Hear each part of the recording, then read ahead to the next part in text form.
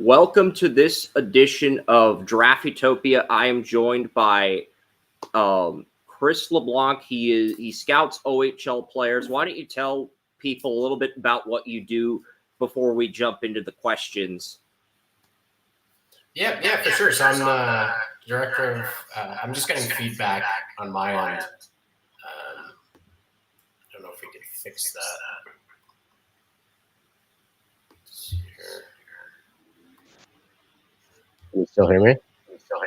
I hear you fine. I hear you perfectly. Yeah, I'm just hearing myself. Let's see if we can fix this.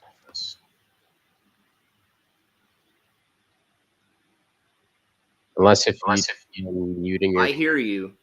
Sometimes the audio's kind of slow or static. I'm not sure if that's due to the headphones. I don't know, but regardless, I'm gonna jump into the questions here if you don't mind. I can explain myself. I'm just hearing myself twice in my headphones. So I'm the director of scouting at the Scout.ca. I'm also a scout for the Georgetown Raiders of the OHL. But essentially, we cover the OHL draft. So we do everything from game reports, player rankings, tournament reports. But I have got a staff of about 12 guys working under me. But we essentially do everything from a Canadian base to cover the OHL, covering all the players playing U16, AAA in Toronto or Ontario.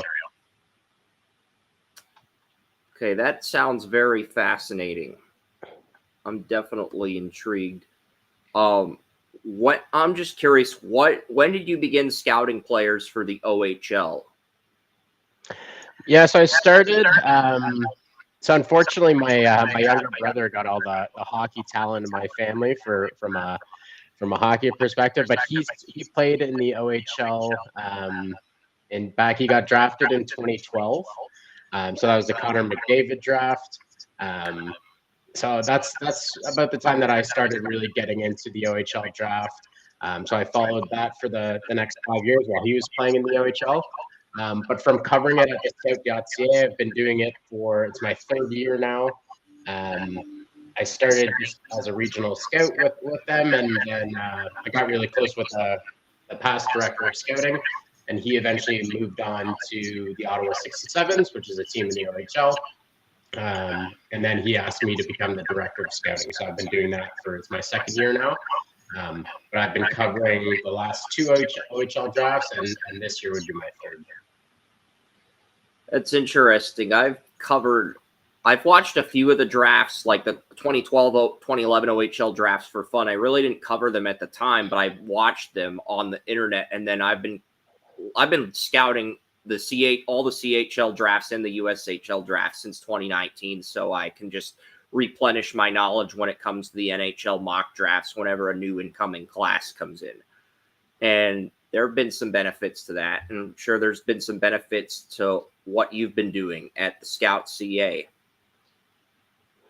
Yeah, for sure. I think the more scouting you do, the more you start to understand, especially when you start to see the kids 3-4 years later, because that's what we're really trying to predict them. It's hard to predict what a player will turn out to be as a 15-year-old when they're 18 or 19. But the more you do it, you can really start to see this is what they're starting to develop into. This is what I saw when they were 15, that either they worked on and they got better at.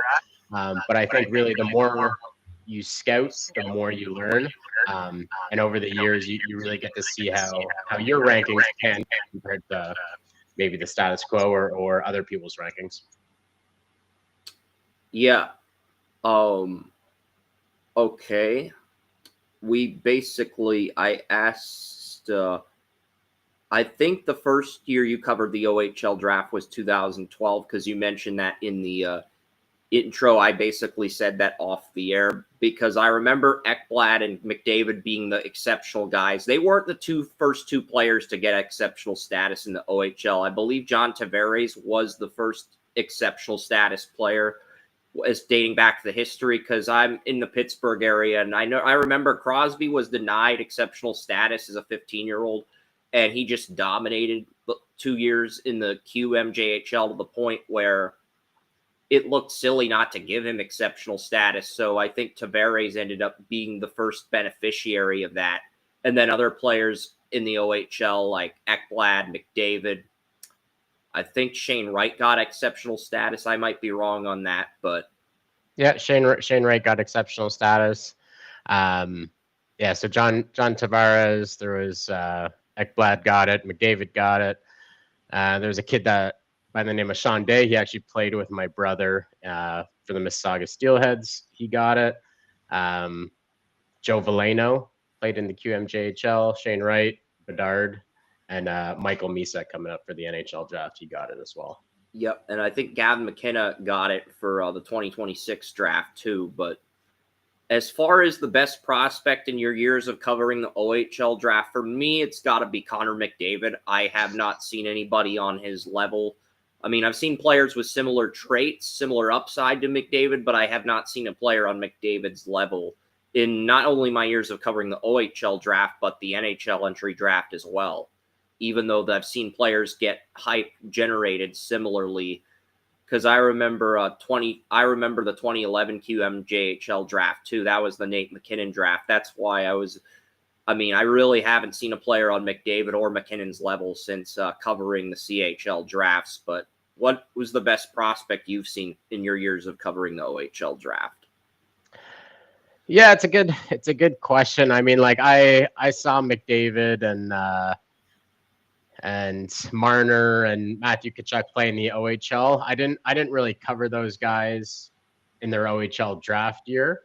I got to see McDavid play for the Marlies a year up, and he's the best hockey player in the world. So I don't think anyone really compares to him. I did it. I wouldn't say anyone is as good or in that realm coming up for the next two NHL drafts.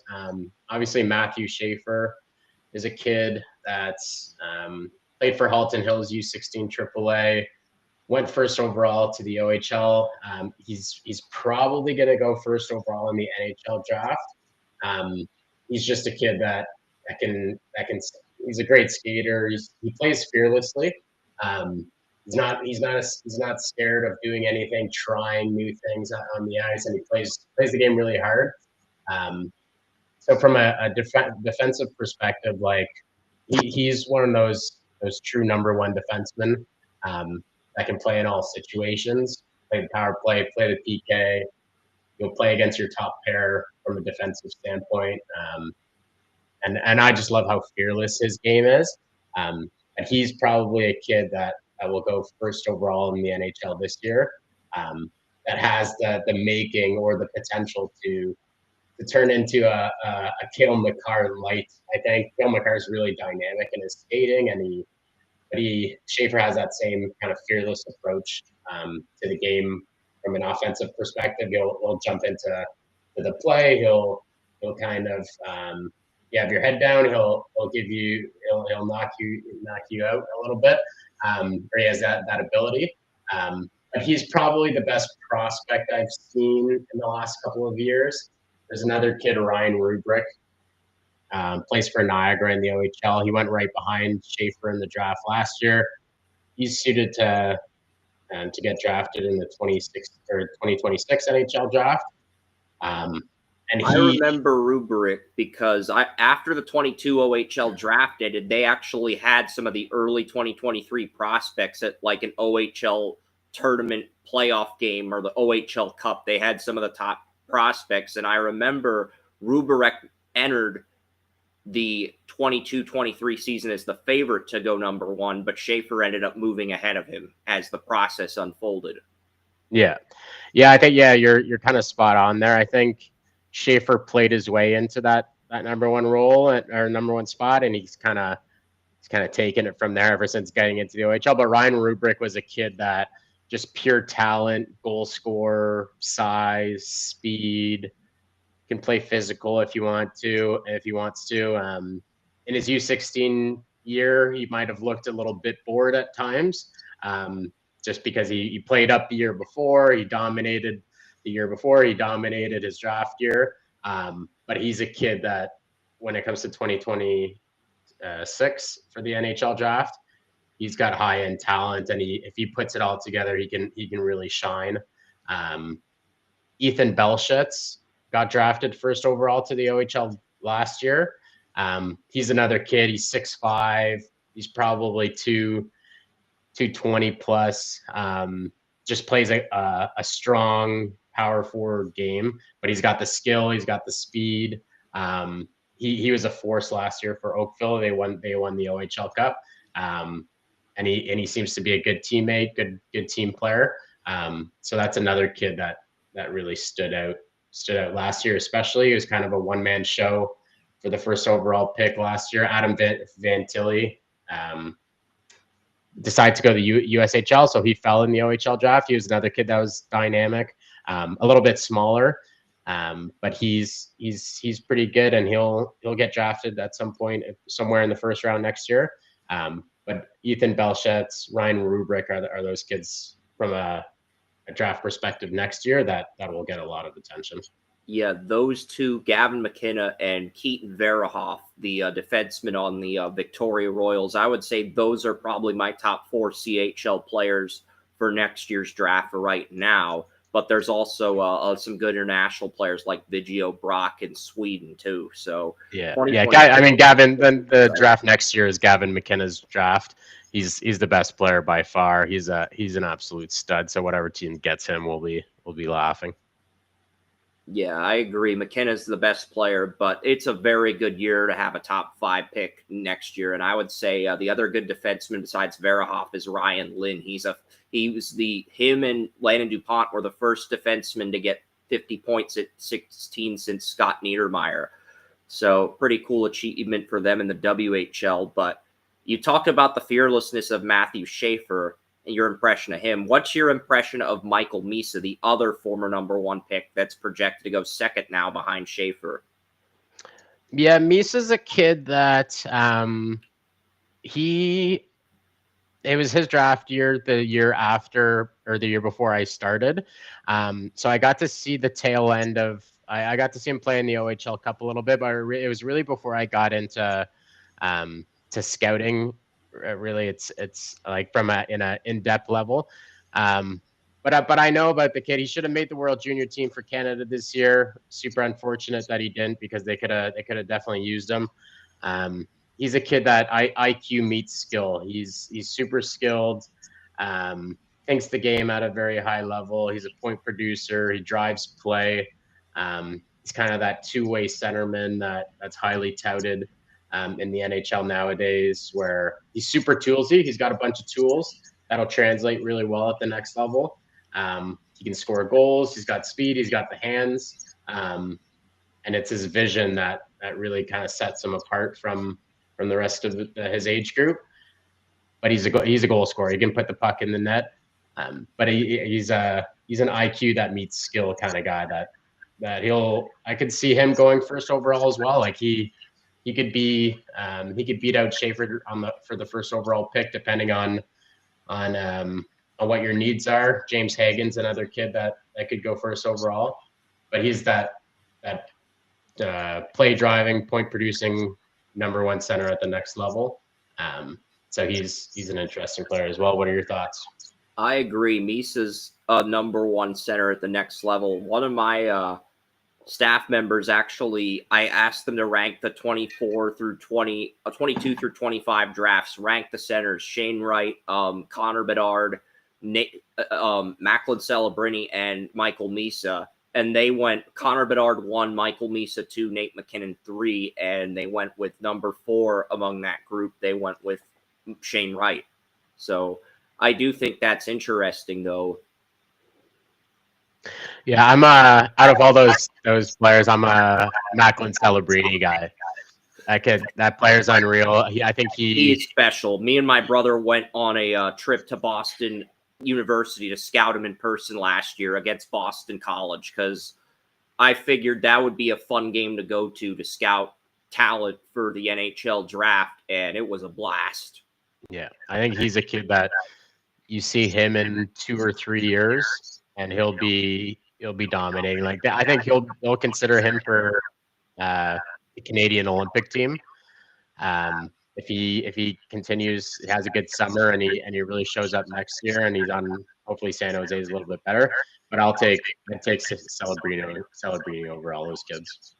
No, it's a fun question because I mean, to ask somebody that in 2022, it's hard to get a read on all of those guys at that point in their development. But that's a great way to test your staff's ability to scout talent. But yeah, right now, the Erie Otters are the projected 5 seed in the Western Conference, and the Saginaw Spirit Misa's team are the 4 seed. They would play in the first. Misa and Schaefer would play each other in the first round of the playoffs. It feels like the biggest matchup I've seen in terms of 2 top prospects projected to go in the top 5 since the 2013 Memorial Cup when Nate McKinnon faced Seth Jones in the Memorial Cup that year. I don't know if you saw any of that, but I actually did. I was born in Halifax, so I was a big Halifax Moosehead fan growing up, and I was watching that Memorial Cup pretty closely because Nathan McKinnon was highly touted. Jonathan Drouin was highly touted.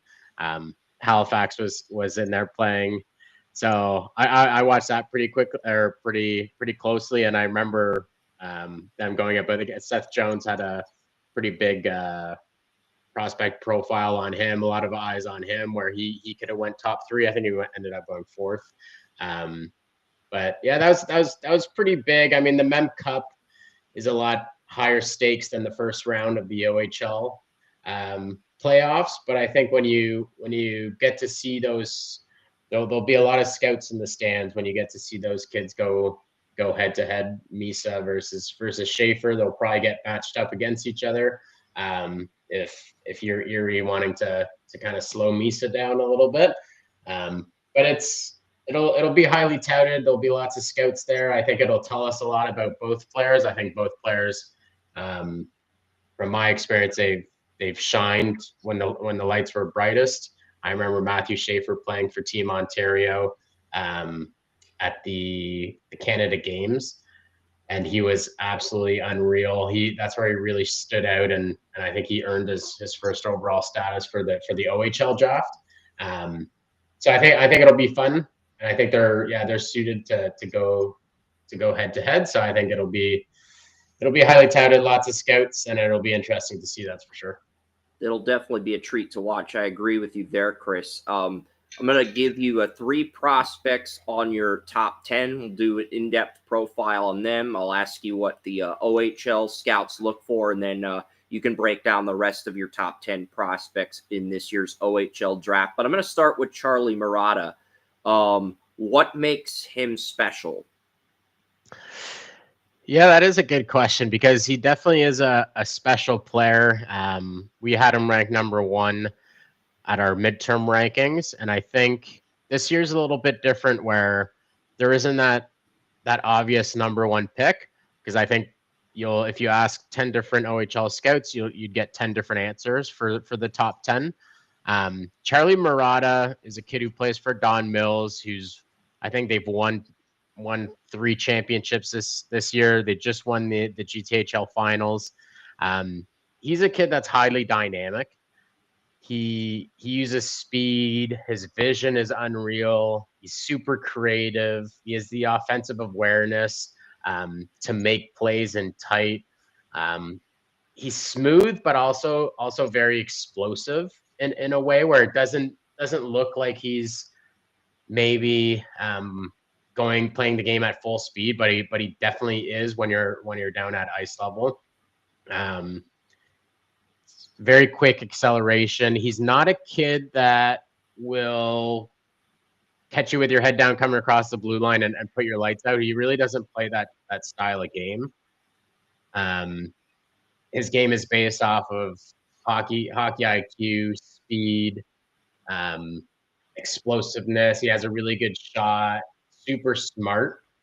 And I think those are the pieces that if he keeps putting it all together, he gets a little bit bigger from a physical standpoint because he's quite slight of frame.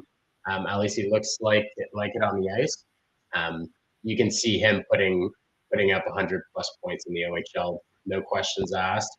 He is probably best suited to play the wing as opposed to center. He has played some center this year, but I think if you put him with a scoring center, who's a little bit more physical, will do the dirty work. I think it's a kind of that perfect complement to that high end skill, high end speed, high end hockey IQ. Yeah, definitely. I'm looking at the other player that might challenge Murata for that top spot, Jacko Wysiak. What can you tell me about him? Yeah, Jacko Wysiak is a kid who's a pure goal scorer. He puts the puck in the back of the net. He's a center. He's got some good size, super skilled, very quick release, can win face-offs, can match up against opponents' top lines. He's very good at zone entries, transitioning the puck through the neutral zone, great gaining the blue line, either stopping up, finding teammates in transition, or bringing the puck hard to the net. He's very good. He has more of a power game than Murata, but he's very, very elegant in his movements, very skilled. Definitely not a very power forward type of player, but kind of that he's probably like 6'1", 6'2", skilled. Plays with a good amount of speed, but he's very controlled. He's got very good balance, and he'll be a number one center in the OHL. He'll play in all situations. Very fluid, very quick release. He'll score goals. He's more of that Ryan Rubrick type of player where he'll probably put up 40, 50 goals in the OHL if he's in the right situation with people getting him the puck.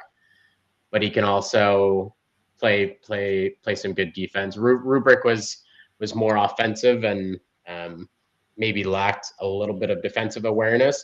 Wysiak's got that part to his game. Yeah, I think when I evaluated Macklin Celebrini a few years ago, the player I compared him to was Steven Stamkos because he's got that all-around game, but he's also mainly a sniper when it comes to his offensive skill set. Can be a playmaker too, but Celebrini was mainly a sniper when I watched him in the USHL, and I watched him at Boston University. So that's kind of the vibe I'm getting from Wysiak from what you're describing. But yeah, as long as you're, he's a goal scorer, but when he's not scoring goals, he still affects the game. Like much like Celebrini, where he's not just a goal scorer, but when he's not scoring goals, like he's still very much involved in the play, which Celebrini does really well. But you're correct in that assumption. Yeah. Is it true that Cameron Warren began the OHL Draft prospect as the top prospect in the OHL Draft? Because I remember reading some articles of some early OHL Draft rankings from November on elite prospects, and they had Cameron Warren at 1 as the early favorite to go number 1 overall. Still think he'll be a top 5 pick this year, but I also read a thing on HF boards where they said Warren didn't leave that long-lasting impression like Murata and Wysiak did. And that's partially why he's dropped in your rankings. But why don't you break down Warren, because it sounds like he was the favorite at the beginning of the year to go number 1. Yeah, so Warren is a kid who played up last year. He played on a strong North York Rangers team. He played very well. He played in their top 6, and they had a very good top 6. So he was a kid that if you played up a year last year, you've already been seen by the scouts. So coming into the year, I think a lot of people might have had him near the top. I think if you ask a lot of scouts, and there are a lot of independent scouting agencies that have Warren at the top, I think he was definitely in discussion to be at the top for us. He will be a top 5 pick. I could see him going first overall, depending on who's drafted. He's a little bit smaller, super explosive, a lot. His game resembles Murata's quite a bit, but Murata's probably a little bit taller. Warren's a kid that some of our scouting staff have him as the top player in the age group because of how creative, dynamic he is with the puck. Really good vision, can score crazy goals. He'll score highlight reel goals. He'll beat defenders wide all the time. Maybe lacks that physical edge, much like Murata. So if you see a team with the first overall pick, with the second overall pick that prefers size over speed and skill, you won't see Warren get taken in that position. But if you have teams that aren't afraid of that and that prefer speed and skill, you'll see him fall there. We haven't had our final ranking meetings for the year yet. The OHL Cup's coming up next week here in Ontario, but he could be in discussion for the number one player in our rankings. I think when you look at some of our top guys, Murata plays on Don Mills. They won the GTHL championship. Wisik just won the Alliance championship. There's Max Delisles that plays on the Toronto Titans that was competing in the GTHL championship. Warren plays on the Junior Canadians, which is a strong team, but they're out. They were eliminated quite early in the playoffs. Haven't won any big tournaments this year, so you don't see that team success as much as the other guys. Toronto JRC are still a very good team. They could win the OHL Cup next week, but I think Warren is there are OHL teams that are scared of small players. Not to say that he's super small, but you'll see OHL teams take size over smaller players all the time. And it could make them fall in the draft a little bit. Very interesting. What traits do OHL scouts look for when evaluating players? Yeah, that's a good question. I think I've heard so many interviews with OHL GMs explaining why they took kids in the draft, where they did, why they did. A lot of it comes down to, or the first thing you'll always hear from the mouth is he's a good kid. So I think that first and foremost is OHL teams are trying to attract good human beings to their hockey team. And I think hockey comes second in a lot of ways, or at least they like to say it in that way. So they're trying to find good humans, obviously good hockey players. What that means is if you're not a good skater nowadays, you're really not going to make it in hockey. Skating can improve, but a lot of kids are power skating when they're 8, 9, 10 years old. They're skating super developed by the time they're 15, and it doesn't tend to change over time. You have the Mark Stones of the world where they weren't the perfect, and the John Tavares of the world where they weren't the perfect skaters, but they made it work because they were highly skilled. But kids nowadays all of our top picks are really high end skaters. They can all skate. They can all think the game. You see situational awareness, decision making, understanding how to read the play. Things like puck management. And then you obviously have the strength, speed, toughness, power. Those are probably the main things that kind of stand out. You have puck skills is a big one. Can you receive a pass in full speed? Can you hit somebody moving in full speed? Offensive awareness, defensive awareness is a bigger part of the game nowadays, where if you're not playing defense, you're not getting a lot of ice time. Still a physical game. Hockey's still a physical game, so you still have to be able to compete. You still have to be able to battle. Those are probably the biggest things that people look for. Obviously, being able to play in those big pressure situations, I think is is what we're gonna see next week in Ontario at the OHL Cup, where every game matters. You basically can't lose a game, so you want to see how kids react in those situations. But all in all, I would say that those are some of the main things that that OHL teams look for. And then of course there's positional needs. So if you're a big right shot defenseman, highly touted when it comes up to the draft. So I think those kids tend to move up quite a bit as well. Yeah. Last question. Break down some of your top 10 prospects in the OHL draft. I mentioned 3 of your top 5, but I didn't go through the full list. If you want to break down some of the additional players in that top 10, go ahead.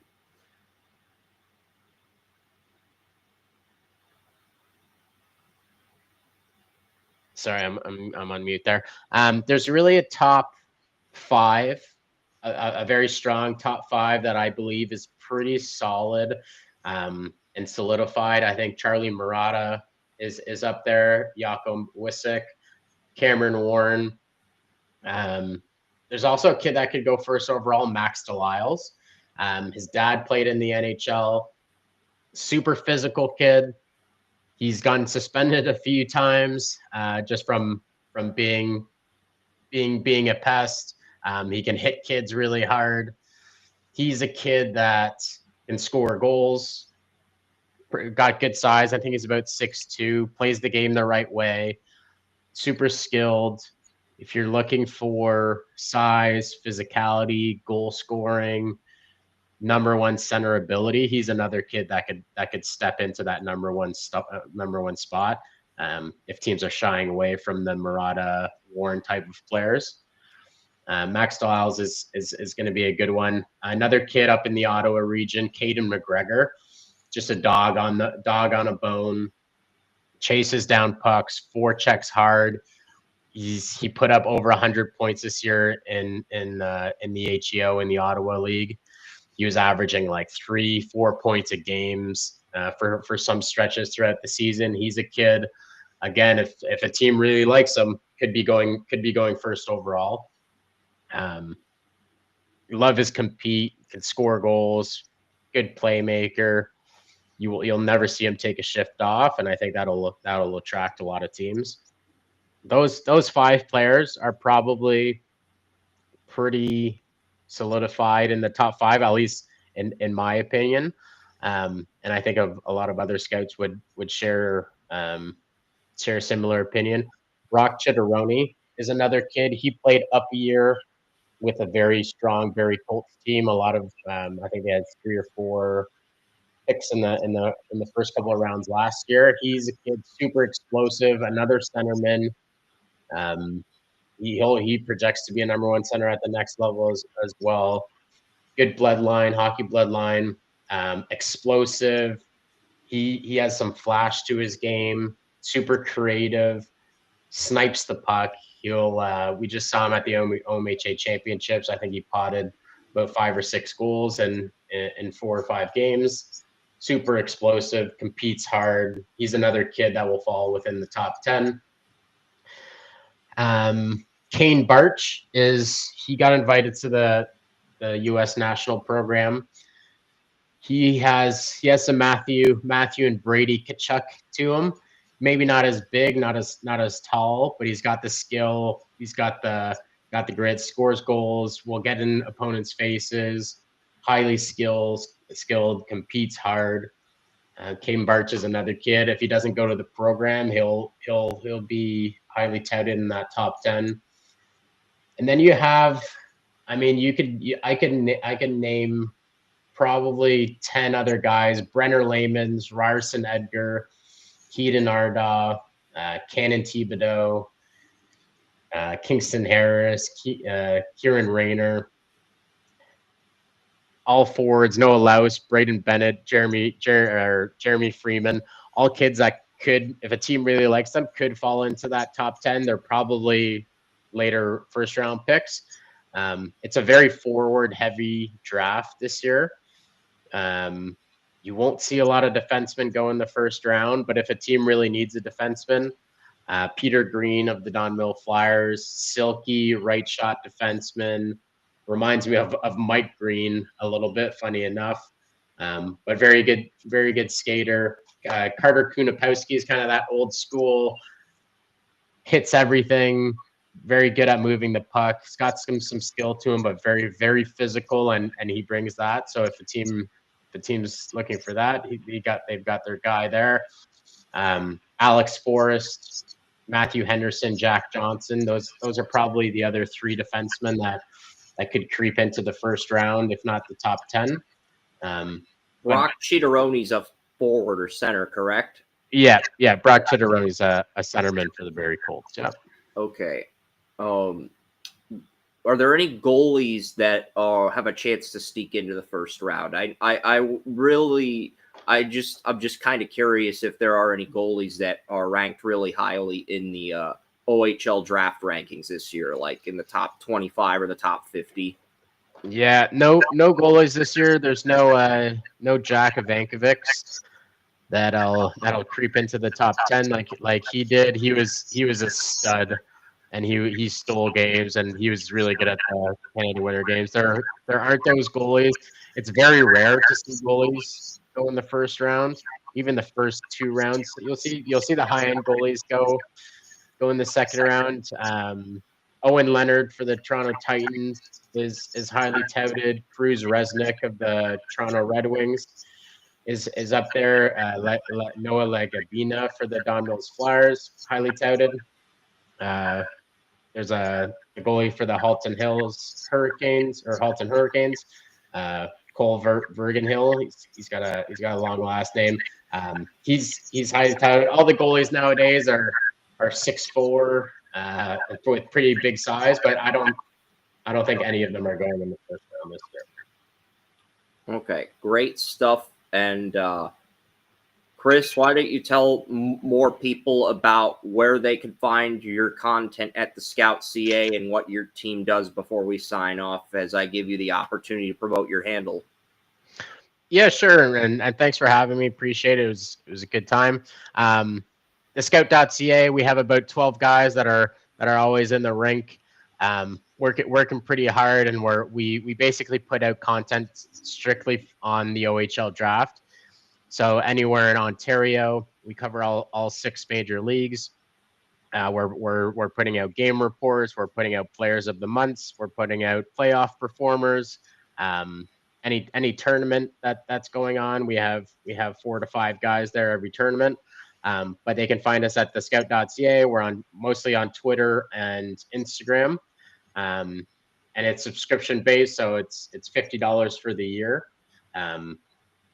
But we're up there with the best content producers, and our staff is super knowledgeable when it comes to the OHL Draft, and we're about a month away from the 2025 OHL Draft. We release a mock draft of the top 100 players with write-ups on all of them. So if you're interested, feel free to subscribe. Sounds good, Kris. Thank you for joining us. No problem. Take care, Kris. Have a good one. Have you too, Kris.